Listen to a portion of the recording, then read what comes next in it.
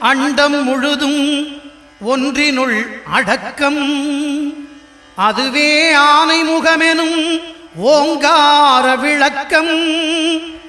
சுழலும் கோள்கள் அவன் சொல் கேட்கும். அவனை தொழுதால் போதும் நல்லதே நடக்கும். ஆனை முகனை தொழுதால் நவக்கிரகங்களும் மகிழும். நல்லதே நடக்கும், நல்லதே நடக்கும்.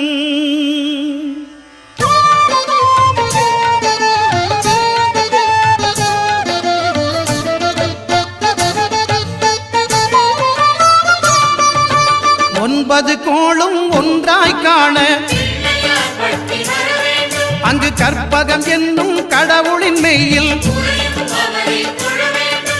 9 கோளும்